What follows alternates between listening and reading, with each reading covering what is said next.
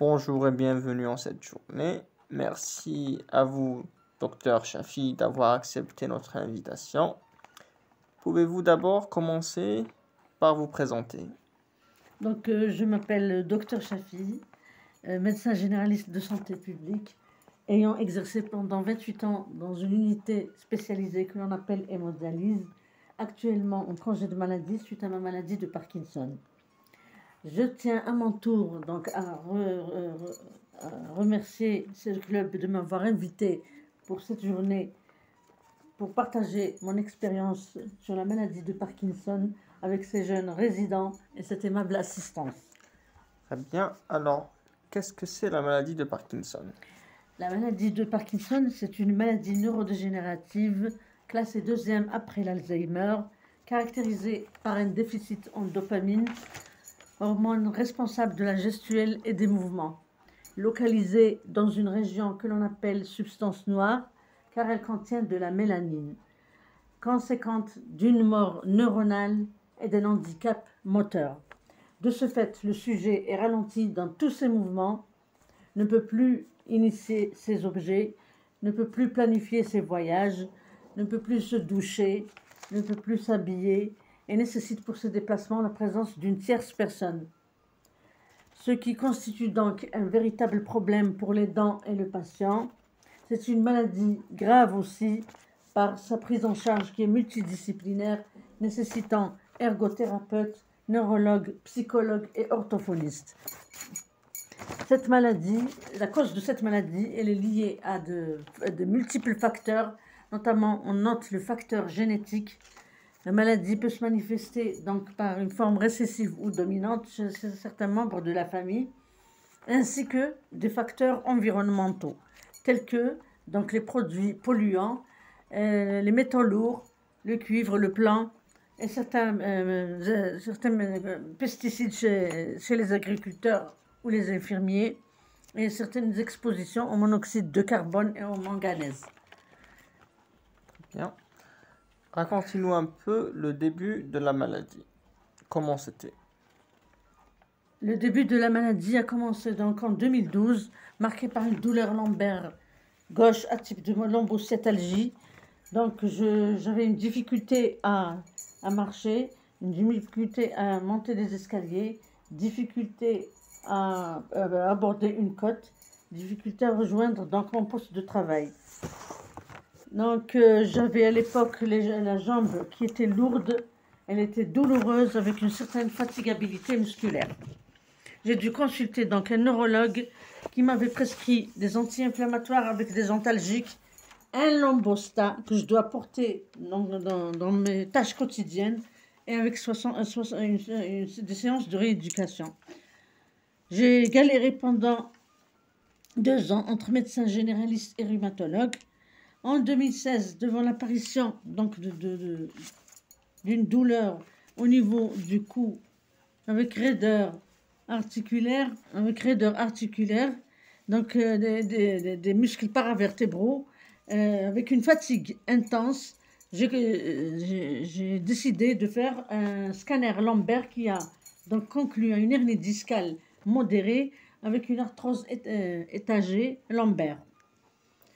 Ou un traitement à base... Bon, j'ai consulté de nouveau un rhumatologue donc, qui m'avait prescrit de l'arthrophyte et de la vitamine B1, B6 pendant 1 année.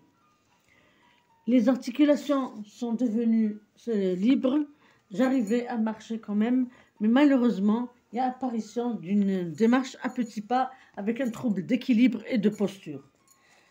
Ce qui a attiré donc l'attention du rhumatologue, suspectant le syndrome de Parkinson, il me prescrit une lettre pour un neurologue.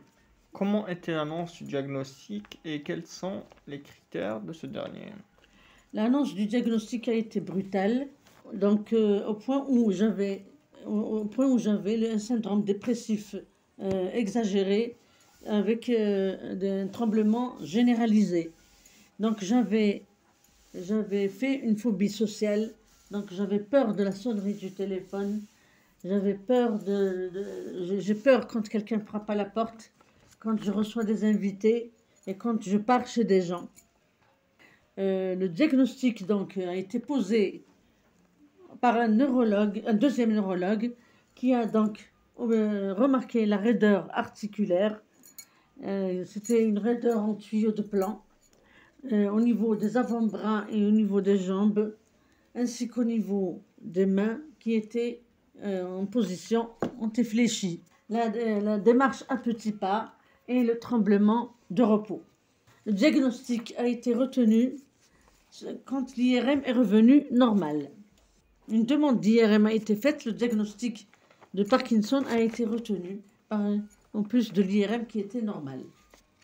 Quelles sont les classes thérapeutiques utilisées et quels sont les effets secondaires de ces classes?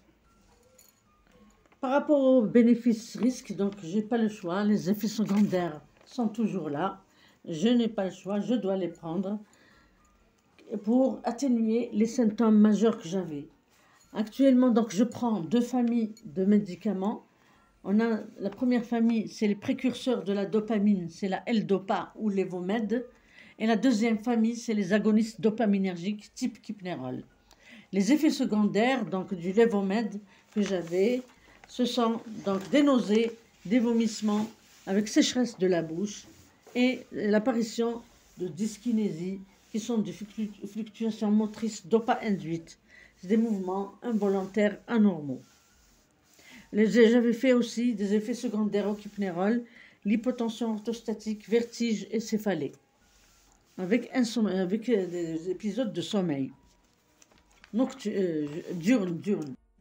En plus du traitement, avez-vous eu recours à la psychothérapie ou la kinésithérapie? J'ai pas eu recours à la psychothérapie car j'étais bien entourée par mon mari et mon fils.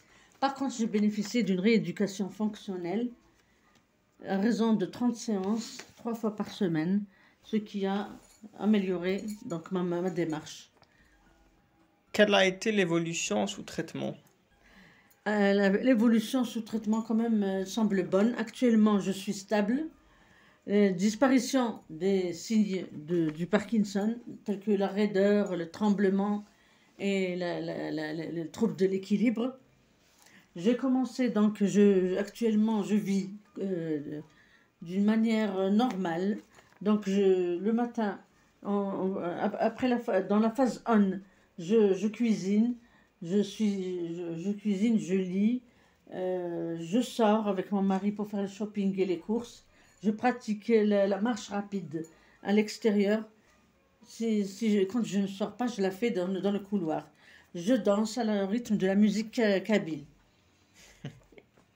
Il reste encore quelques dyskinésies qui m'empêchent d'aller passer la nuit chez mes proches. Avez-vous un message à passer? Le message étant donné que cette maladie, elle est chronique et évolutive, elle est d'aspect psychologique important, donc il ne faut jamais isoler le malade ni le renfermer. Par contre, il faut lui offrir une meilleure insertion sociale en lui procurant des tâches, en lui développant ses passions. Si c'est une femme, donc l'encourager à faire de la broderie, de la peinture, de la musique. Si c'est un homme, offrir des espaces de jeu et de sport. Si en cas de difficulté pour les dents, ce dernier doit s'adresser aux associations pour une meilleure orientation, une meilleure attitude vis-à-vis du malade. S'il y a une remarque à faire, c'est que les antidépresseurs et les anxiolytiques sont à proscrire à cause de l'aggravation de la confusion et du trouble de la mémoire. Par contre aussi, on a les antinauséeux, tels que les méthoclopramide qui altèrent la fonction de la dopamine, ainsi que certains antalgiques, tels que les opiacés et les anticonvulsivants. Quelles sont selon vous les perspectives d'avenir pour la maladie de Parkinson? Étant donné que c'est une maladie qui touche les sujets jeunes, donc un dépistage précoce chez ces familles à risque, donc vaut mieux agir tôt pour vivre mieux. Donc on convoque les membres de la famille, on fait une enquête génétique On conseille génétiquement on conseille génétiquement de ne pas faire des mariages consanguins. On conseille de faire une carte génétique pour localiser la translocation des gènes et l'analyse des mutants. Éventuellement, faire un DAT scan pour évaluer la perte en dopamine et traiter cette maladie. Deuxièmement, multiplier les consultations spécialisées pour le Parkinson à l'intérieur du pays pour diminuer la pression qu'il y a environ des hôpitaux d'Alger. Donc, dans le but de l'information sur la maladie de Parkinson et les éventuelles modalités du traitement et de l'éducation thérapeutique que beaucoup de malades ne savent pas.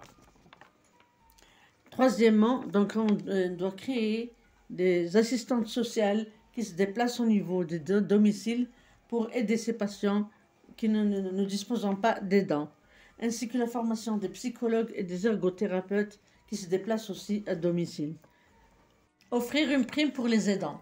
On espère offrir des bourses pour ces jeunes chercheurs pour une piste de recherche en développant donc la biologie moléculaire, telle que création de biomarqueurs prédictifs de la maladie de Parkinson, création de médicaments neuroprotecteurs, car ces derniers ne sont là juste que pour diminuer les symptômes. Également, créer des médicaments bloqueurs des alpha-synucléines en donnant des anticorps.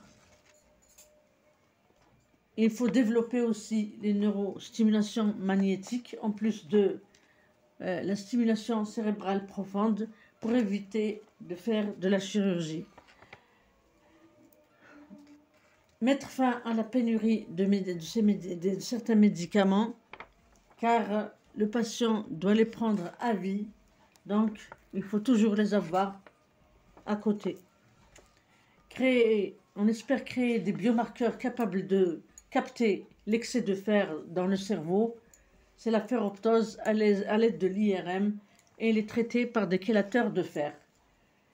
Enfin, restaurer la flore intestinale ou microbiote, car cette maladie peut débuter par le tube digestif. Je vous remercie de votre attention. Merci à vous.